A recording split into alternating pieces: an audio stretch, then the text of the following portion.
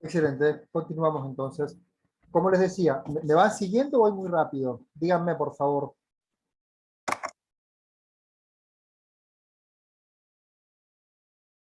Bueno, doy por sentado que vamos bien.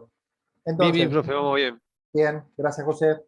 Entonces, la figura del contrato supuestamente no representa una transacción entre dos personas, dos o más, libres e iguales, ¿no? Una vende su fuerza de trabajo a cambio de lo que le va a ofrecer la otra persona, que es el empleador o capitalista, burgués, que le ofrece un salario, ¿no? Supuestamente, a través de la figura del contrato, que trajo consigo la Revolución Francesa, el objetivo era eh, privilegiar la reciprocidad en la relación laboral y ya no la relación de dominación propia de la sociedad feudal.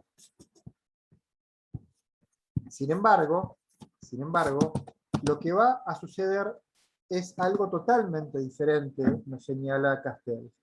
El orden contractual que trae consigo la Revolución Francesa no hizo más que legitimar la desigualdad de origen que existe entre las partes. Es decir, la figura del contrato le puso un marco, valga la redundancia, un marco legal a este intercambio, legitimando la desigualdad que existe entre empleador y empleado, es decir, por un lado tenemos al empleado que está obligado a vender su fuerza de trabajo para subsistir, y el empleador que tiene la seguridad del capital.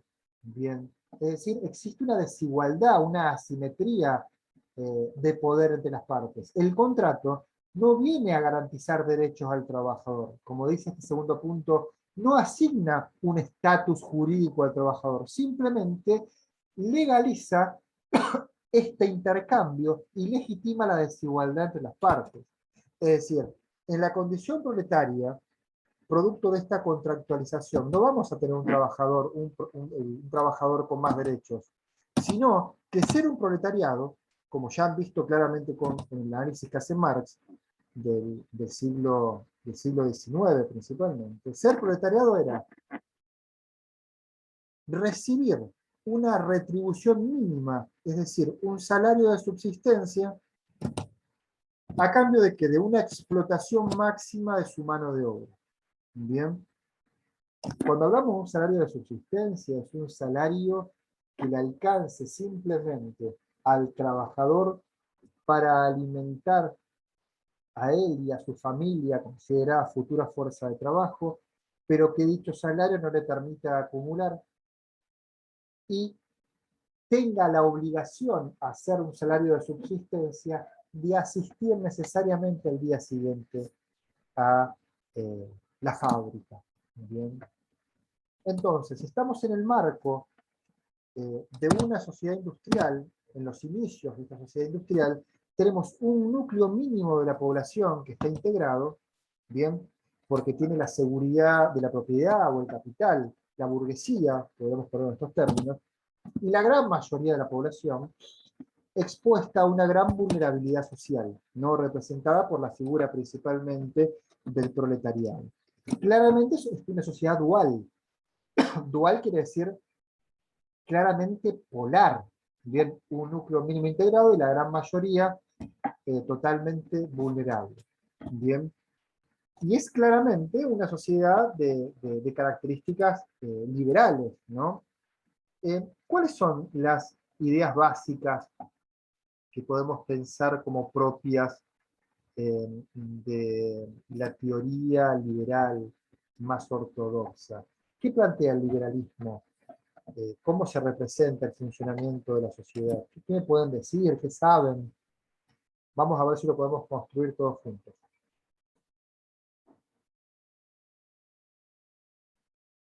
Vamos, por favor, vamos. Yo pienso que es no intervención estatal, en todo caso, reducción de lo Estado a lo más mínimo, y dejar que el mercado, esa famosa frase de laissez-faire, déjalo andar o déjalo hacer, porque, digamos, desde la visión de Adam Smith, justamente el mercado se regula solo. Excelente, José, excelente. Hay dos elementos claves que nombraste, que podemos, obviamente no vamos a desarrollar la teoría liberal en esta instancia, simplemente para caracterizar cuáles eran los pilares en los cuales se apoyaba la sociedad industrial en sus inicios. Una sociedad claramente liberal, como decís vos, promueve la idea de este mercado autorregulado, que plantea la idea de sujetos en pie de igualdad, que compiten unos con otros, exponiendo en esta competencia sus capacidades y esfuerzos individuales, despojados de amparos colectivos, ¿no? O de referencias colectivas, solamente ponen en juego sus capacidades y esfuerzos individuales. Esta competencia, de esta competencia en el mercado, saldrá consagrado los más aptos y los otros quedarán en el camino, ¿no? Supuestamente esto plantea esta idea de que todos partimos del mismo lugar, ¿no? Que es totalmente cuestionable. No todos partimos del mismo lugar, por ende no todos tenemos las mismas oportunidades. No todos nacimos en la misma familia, no todos pudimos acceder a los mismos niveles de educación, más allá del esfuerzo que uno le pueda poner. El lugar de donde se parte es la base de la desigualdad social, se podría pensar. Pero bueno, esta es otra discusión.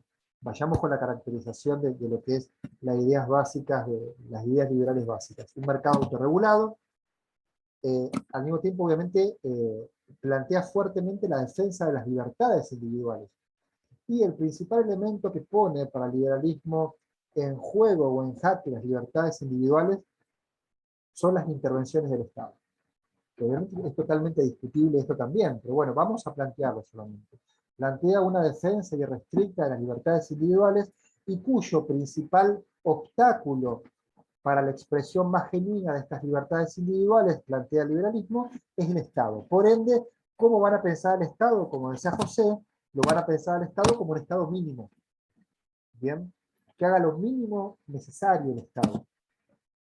Por ende, o sea, el Estado no va a ser, el Estado liberal, de la teoría liberal, no va a ser un Estado que va a llevar adelante políticas universales de integración, que va a intervenir en la economía donde lo tenga que hacer, no. Por ende, si tenemos un Estado mínimo, tenemos un mercado autorregulado, ¿bien? Lo que vamos a tener, dice Castells, en esta sociedad industrial en sus inicios, una sociedad fuertemente desregulada, ¿bien? Y es esta desregulación la que trae un aumento de la pauperización de la población. Pauperización es grandes franjas de la población sumidas en la pobreza, ¿no? Lo van a encontrar en estos términos en Castells. Entonces, esta desregulación que plantea la sociedad industrial liberal en sus inicios, necesariamente, nos dice el autor, produce pobreza en la gran mayoría de la población que se expresaba en la figura del proletariado, ¿no? Ser proletariado, en este corte histórico, en los inicios de la sociedad industrial, era casi ser, a ver, un indigente.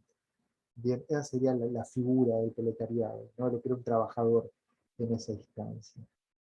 Era ser claramente una persona sumida en la pobreza. ¿No? Estas son figuras, Profe, pinturas. discúlpame que te interrumpa. Sí, ¿Podrías repetir la definición de pauperización, por favor? sí, es bien sencillo. La pauperización es la extensión del fenómeno de la pobreza en grandes franjas de la población. ¿No?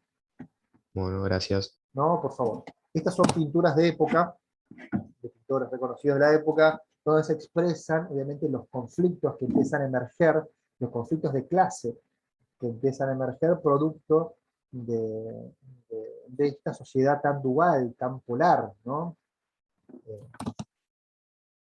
Entonces, lo que expresa esta condición proletaria en los inicios de la sociedad industrial es que esta era una sociedad incapaz de garantizar el orden vigente. ¿Y por qué no podía garantizar el orden vigente?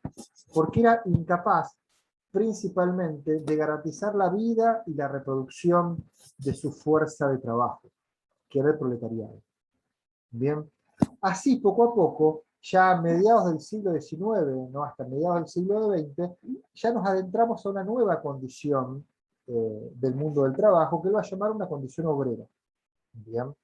Es muy interesante que ustedes puedan diferenciar estas condiciones, que ustedes puedan diferenciar un trabajador de otro, ¿eh?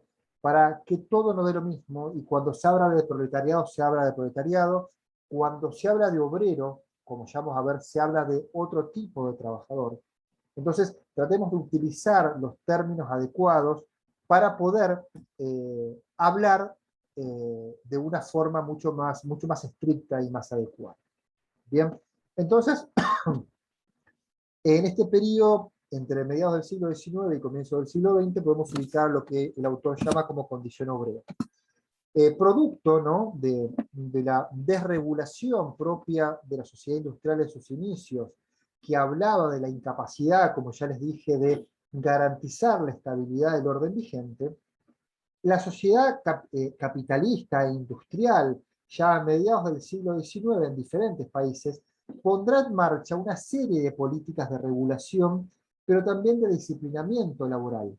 Bien, dichas políticas de regulación fueron orientadas para lograr integrar a la sociedad a esta masa de proletariados que se encontraba en los márgenes de la sociedad, casi la indigencia, como ya les decía, y a partir de esta integración con una serie de políticas y de protecciones mínimas, pero que hacían la diferencia, se va a construir un nuevo tipo de subjetividad que va a ser la del obrero. Bien, la del obrero. El obrero que ahora ya que va a empezar a visualizarse a fines del siglo XIX, comienzos del XX, es un trabajador bien diferente al proletario que encontramos en los inicios de la sociedad industrial. Bien, este obrero accede a un aumento de sus salarios, aumentos mínimos, ¿no? Pero estos aumentos del salario hacen posible que pueda acceder a nuevas formas de consumo obrero, por supuesto. Entonces, a diferencia del proletariado, se convierte en un consumidor y ya no es solo un productor nato.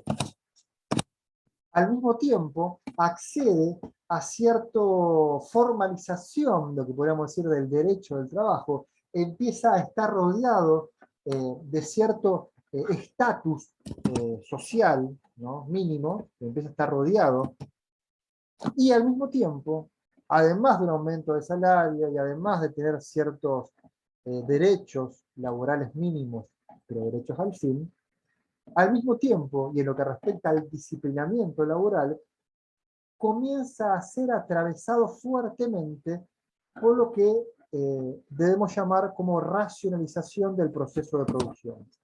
¿Bien? O sea, piensen, a ver, como figura, piensen en fábricas, grandes fábricas, donde el tiempo de los trabajadores empieza a ser cronometrado, medido, rigurosamente establecido. Bien, entonces, la racionalización del proceso de producción implica una estricta gestión del tiempo que moldea, disciplina la conducta del obrero, y lo cual tiene como consecuencia, obviamente, restringir el margen de maniobra y libertad del obrero en el espacio de la fábrica. Es decir, si uno tiene un tiempo específico para realizar una tarea determinada de una forma determinada, el margen de iniciativa y libertad se disminuye. Al mismo tiempo, esta gestión del tiempo y esta racionalización de la producción limita cualquier tipo de calificación del obrero, porque la tarea que tiene que hacer es cada vez más específica, cada vez más limitada. Bien, por ende, ¿por qué limita la calificación del obrero? Porque su trabajo lo puede hacer cualquier otro. Bien, ya podríamos decir que en este momento de desarrollo de la sociedad industrial se desglosa claramente el oficio y la tarea se hace una tarea cada vez más específica. De esta manera, el trabajador pierde cada vez más su calificación, su trabajo es un trabajador reemplazable y pierde, obviamente, el poder de negociación individual.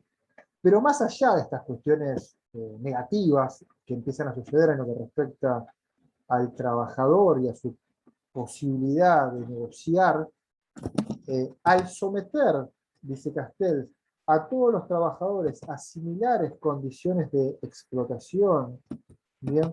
Esto tiende a homogeneizar los intereses de los obreros. ¿Qué quiere decir?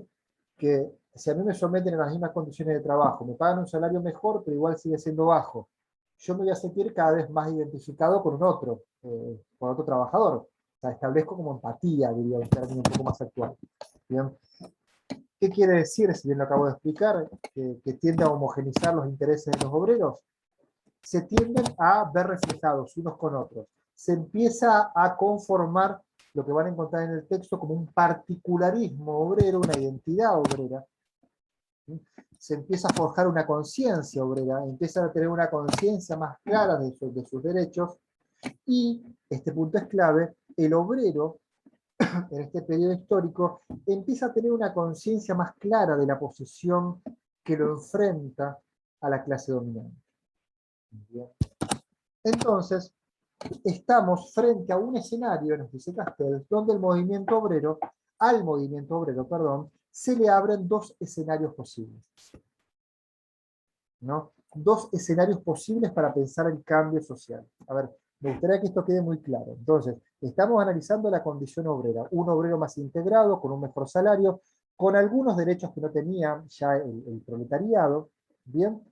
Y producto de ser sometido a una racionalización del proceso de producción, empieza a verse reflejado en un otro, a construir una identidad, un particularismo obrero, a tener una conciencia de su función, de sus derechos, de la posición de enfrentamiento y oposición con la clase dominante. Por ende se empieza a pensar más como clase en este periodo. Entonces, esto hace, dice Castells, que al movimiento obrero, disculpe nuevamente el furcio, se le abran dos escenarios posibles en lo que respecta a cómo pensar el cambio social de ahí en más. Bien, y los dos escenarios posibles que se abren es, en primer lugar, un camino reformista, y en segundo lugar, un camino más revolucionario. ¿Qué sería que el movimiento obrero tenga una postura más reformista? ¿Qué creen ustedes? ¿Cómo lo podrían decir con sus palabras? ¿Qué sería una postura más reformista y no revolucionaria?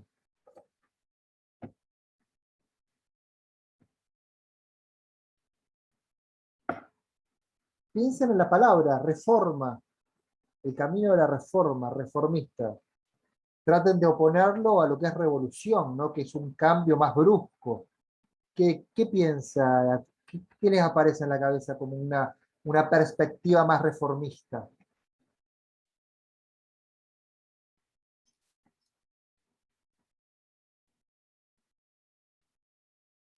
De poco cambio, algo más leve, no tan Algo más, revolucionario. ahí va, ahí va. Algo más leve, más gradual. O sea, una postura reformista, a ver, ¿qué sería el ejemplo más claro de una perspectiva reformista para pensar el cambio social? El Podría sindicalismo, ser más doctrina, ¿no? más o menos, no va por ahí. El reformismo tiene que ver con la figura del sindicalismo tal cual la conocemos eh, en los países occidentales en general, ¿no? Es un sindicalismo, por lo menos el sindicalismo dominante, ¿no? Es un sindicalismo cuya política de acción es lograr acortar las distancias entre las clases producto de ciertos logros. Mejor obra social, mejores protecciones, mejores salarios, etc. ¿No? Estamos hablando de un trabajador formal, por supuesto. Es decir, la postura reformista es una postura que busca, que piensa el cambio social de una forma gradual. ¿Bien? En cambio, el camino revolucionario, ¿qué plantea? Algo totalmente diferente. Un cambio abrupto. Un cambio abrupto que tire por tierra las relaciones de dominación y explotación que existen entre las clases. Bien, piensa en terminar con las relaciones de explotación que existen entre las mismas. En cambio, la postura reformista busca que se logren ciertos objetivos mínimos para acortar mínimamente distancias, lograr mejores condiciones, principalmente del sector trabajador, pero no piensa cambios abruptos que pongan en juego, que pongan en crisis las relaciones o el orden vigente. Bien. Estos dos caminos, ¿queda claro la diferencia? Sí, Bien. Estos dos caminos, de alguna manera, se le abren al movimiento revolucionario en este periodo y, obviamente, es más que obvio, se termina consolidando la postura reformista como vector de cambio social. Se alienta el logro de objetivos a corto y a mediano plazo, y dichos objetivos, como señalaba recién, se adaptan y no ponen en riesgo la estabilidad del orden vigente, porque solamente busca pequeños arreglos graduales que acorten la distancia entre las clases. Y al adoptar una postura reformista, el movimiento obrero en general, bien, sacando por supuesto a los partidos de izquierda, ¿no?, que plantean, que se salen de esta postura reformista, pero no fueron la expresión dominante del movimiento obrero en Argentina principalmente, y en otros países también, pero en Argentina principalmente. Al adoptar esta postura reformista, el movimiento obrero ya no tiene como premisa principal la lucha de clases. Bien. Ahora, ¿qué pregunta se hace Castel? Básica. Pero si se toma esta postura reformista y el trabajador tiene más derechos y el trabajador logra un mejor salario, ¿no?, en este obrero de fines del siglo XIX, comienzos del siglo XX, ¿sigue existiendo subordinación en la relación laboral? Por supuesto, sigue existiendo. Pero es un tipo de subordinación, va a decir Castel, más edulcorada, ¿no? Edulcorada, ¿por qué? Por el derecho del trabajo y compensada por un salario que supera simplemente la subsistencia, como era el caso del proletariado. Bien. Entonces, es en este periodo, es en esta condición obrera, donde el trabajo comienza a ser dignificado. Bien. ¿Por qué comienza a ser dignificado? Porque el trabajo empieza a ser soporte de derechos. Ser un trabajador era ser un sujeto que podía gozar de derechos. Y estos derechos hacen que supere la exclusiva utilidad económica del trabajo, y ser un trabajador empieza a tener otro sentido. ¿Bien? Así nos acercamos, obviamente, a la condición salarial, ¿bien?, que es la parte que ustedes van a encontrar en el capítulo que tenía para leer para hoy. Bien, entonces si nos acercamos a lo que es la condición salarial, vamos a ubicarlas desde mediados del siglo XX a mediados de la década del 70 o fines de la década del 80. Bien, aquí ya nos encontramos a mediados del siglo XX con un mundo del trabajo, nos dice Castel, que fue atravesado por un fuerte proceso de diferenciación. Este proceso de diferenciación, ¿a qué apunta?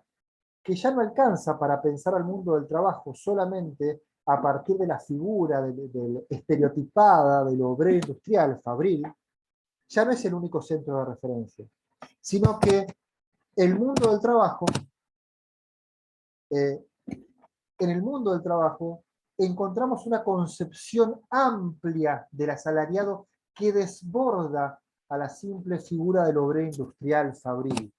¿Bien? ¿Qué quiere decir? Ser asalariado era ser un empleado de una fábrica, ser un obrero, sí. Pero también ser un asalariado era ser un empleado del área de servicios, un oficinista, era ser un empleado de comercio, era ser un profesional, un asalariado también, un maestro, etc. Es decir, se produce lo que se llama el fenómeno de la salarización de la sociedad. La gran mayoría de las personas que desborda ya la figura del obrero son salariados. Entonces, para que vayamos incorporando los términos y diferenciando unos con otros. Tenemos proletario al comienzo de la sociedad industrial, tenemos obrero, ¿no? Desde mediados del siglo XIX a mediados del siglo XX, y a partir de mediados del siglo XX hasta fines de la década del 80, hasta fines de la década del 70, perdón, vamos a tener una nueva figura que es la del salariado. ¿Bien? Esta salarización de la sociedad, ¿no?, produce un cambio en la manera en que los trabajadores comienzan a construir su identidad. A ver, ¿qué dijimos? Nosotros dijimos antes que el obrero, hacia fines del siglo XIX, comienzos del XX, construye su identidad en tanto clase. No se piensa a sí mismo como clase, con un mandato histórico. Después el tiempo hará que el movimiento obrero se oriente hacia una postura más reformista. Bien, el mundo del trabajo empieza a diversificarse, desborda a la figura del obrero industrial, se produce lo que llamamos el fenómeno de la salarización de la sociedad, y ya la identidad ya no se construye solamente a partir de esa idea de obrero industrial, sino que se construye de otra manera la identidad del trabajador. Cuando nos acercamos a la década del 50 y del 60, nos dice Castel, la identidad se construye en tanto salariado y ya no como parte de una clase. De esta manera, los fundamentos de su identidad ya no se organizan, ya no se configuran a partir de la oposición de clases, es decir, lo que a mí me da o construye mi identidad no es que me opongo con la clase dominante, sino lo que va a construir mi identidad como salariado, ¿no?, en esta sociedad salarial, va a ser lo que llama Castells, en realidad lo toma de otro autor, lo toma de Bourdieu, si no me equivoco, construye su identidad, este salariado, a partir de lo que llama la lógica de la distinción. ¿Qué quiere decir? Muy sencillo. Cada uno de los grupos salariales se clasifican, diferencian, reconocen, se comparan, midiendo la distancia que los separa de otro grupo de salariados, de mayor o menor jerarquía. Piensen en una línea donde tenemos los diferentes grupos salariales. No sé, yo soy un trabajador formal, que pertenezco a SMATA, o pertenezco no sé, a Sanidad, o pertenezco a lo que sea, no sé, o soy docente, etc. Pertenezco a diferentes grupos salariales. Yo mi identidad, ¿cómo la construyo? Comparándome, midiéndome, compitiendo también con el resto de las escalas o grupos salariales de mayor o menor jerarquía. ¿Bien? Es decir, dice Castells, a través de esta lógica de la distinción, ya no de clases, se construye una posición, una continuidad entre las posiciones salariales, y es posible promover una gestión regulada de la desigualdad. ¿Qué quiere decir esto? ¿Por qué esta continuidad entre posiciones salariales de mayor o menor jerarquía facilita la gestión de las desigualdades? Porque si bien va a haber salariados que estén mejores que otros, que tengan mejores protecciones, mejor obra social, mejores salarios, etc., más allá de eso, cada uno de los asalariados tiene la certeza, o cree tener la certeza, que en el corto plazo, obtendrá una mejora, ¿bien?, que lo acercará cada vez más al salario que pretende.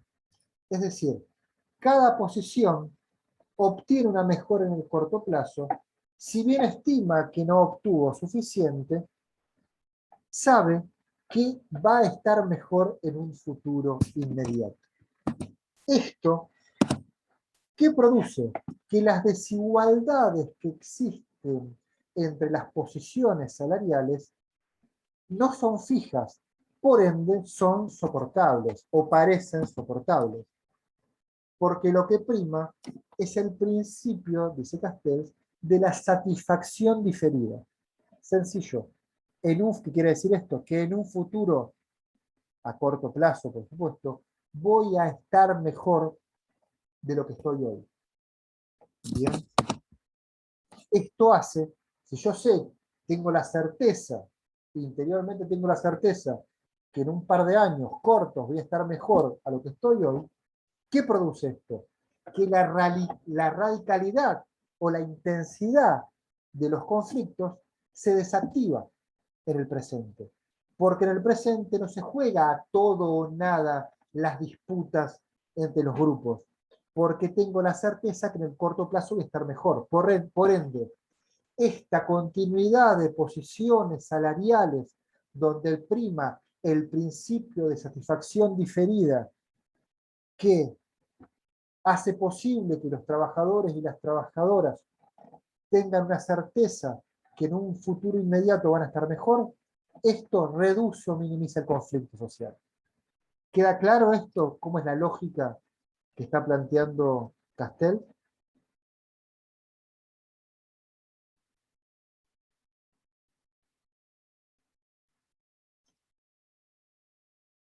¿Se entienden los chicos? Si no, vuelvo a explicar de otra manera. De mi parte, más o menos, ¿lo podrías repetir, profe? Sí, sí, Por cómo favor. no. Nosotros estamos pensando al salariado, ¿no? El salariado es el trabajador que empieza a formarse a mediados del siglo XX, o sea, 1950, hasta fines de la década del 70 o mediados de la década del 70. Es un trabajador, ¿no? Es un trabajador que ya no construye su identidad como, como parte de una clase, ¿no? Que se opone a la clase dominante, sino que construye su identidad comparándose con el resto de los trabajadores. ¿Bien? Y se compara con el resto de los trabajadores siempre teniendo la certeza, en este periodo histórico, ¿no? Que fueron solamente 25 años, teniendo la certeza de que mañana, o en un corto plazo, va a estar mejor de lo que está hoy, económico y socialmente. Va a poder tener un mejor salario, va a poder acceder a una vivienda, ¿bien? Va a poder ascender de puestos, ¿no? Tiene esa certeza, porque la realidad se lo muestra, ¿no? Al tener esa certeza, ¿bien?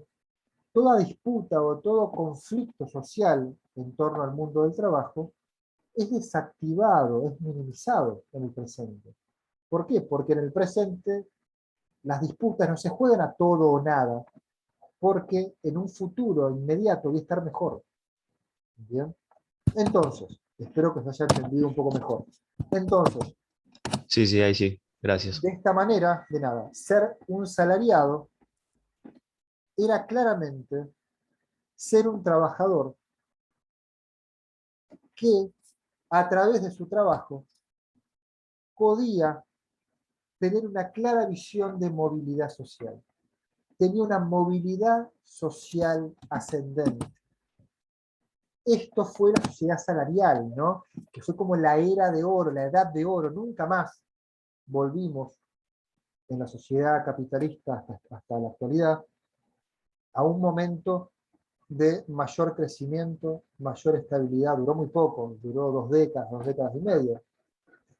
Eh, eh, Tantas protecciones sociales. Nunca estuvimos frente a una sociedad tan homogénea, tan integrada, ¿bien? Con una sólida red de protecciones sociales. Nunca más se vio, ¿bien? Con un crecimiento económico sostenido, con una sociedad de pleno empleo. Nunca más se llegó al pleno empleo. O sea, yo no lo viví, ustedes no lo vivieron. ¿Cómo consiguió esto la sociedad salarial? Lo consiguió, dice, inscribiendo a sus miembros en colectivos, dice el autor. ¿Qué quiere decir esto? En colectivos sindicales, en convenciones colectivas, en regulaciones colectivas. Es decir, lo que hizo posible tener la sociedad más integrada, más homogénea y más inclusiva que tengamos memoria, fue lo que Castel llama el proceso de colectivización, o que es lo mismo, desindividualización de las relaciones de trabajo que la misma hizo posible. Es decir, lo que caracteriza a esta sociedad salarial, integrada, homogénea, es que fue fuertemente atravesada por un proceso de colectivización. Es decir, los sujetos estaban atados a colectivos sociales, representados colectivamente, regulados colectivamente. ¿Bien? Es decir, se logró toda esta colectivización de las relaciones de trabajo porque la columna vertebral de esta sociedad fue, como ustedes saben, el estado de bienestar. ¿Qué fue el estado de bienestar? ¿Qué saben del estado de bienestar? O el estado de bienestar keynesiano, como quieran llamarlo. ¿Qué saben de cómo funcionaba, cuál era el rol, cuál fue el papel, qué tipo de políticas llevaba adelante? Ahora vamos a ver, pero quiero ver si estamos más o menos orientados. Seguramente lo vieron en otra materia, en sociedad de Estado, o en historia, en el secundario, o en otra instancia educativa. Cuéntenme un poquito.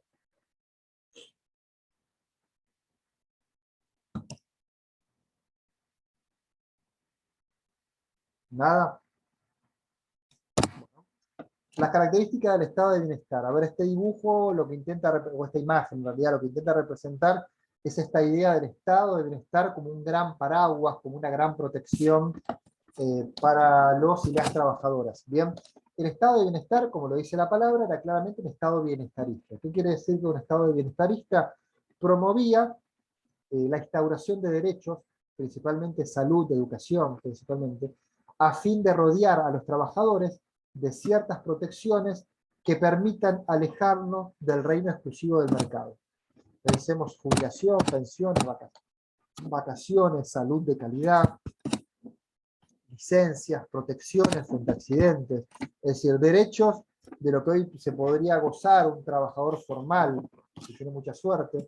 El derecho a asociarse también puede pensar como una característica que habla de esta protección social. Todos estos derechos propios del estado de bienestar obviamente otorgan un paraguas de protección a los trabajadores y a las trabajadoras que lo aleja del simple contrato asimétrico que existe en el mercado. Bien, al mismo tiempo, además de bienestarista, era un estado interventor. Intervenía en la economía. ¿Cómo intervenía? Regulando precios, el tipo de cambio, definiendo inversiones, definiendo el consumo, aumentando el gasto público destinado a generar mayor riqueza y que esa riqueza luego se transforme en aumento de la demanda de mano de obra, es decir, aumento de empleo. Entonces, por ejemplo, el aumento del salario, ¿qué produce? El aumento del salario produce un mayor consumo de bienes. Ese mayor consumo de bienes produce una mayor producción, de esa mayor producción produce una mayor demanda de mano de obra, en cualquier momento se corta y se vuelven a sumar por última vez a la clase, por favor. Bien. Aumento de prestaciones, subvenciones a la producción, construcción de infraestructura como una política de generar empleo y generar también el consumo posterior. Y la tercera característica del estado de bienestar era ser un estado buscador de compromisos negociados. Es decir, funcionaba como una mesa en la cual se sentaba el Estado, las organizaciones patronales y los sindicatos. Y en esa mesa lo que se negociaba eran concesiones recíprocas con el objetivo principalmente de minimizar el conflicto social y llegar a acuerdos que hagan posible la dinámica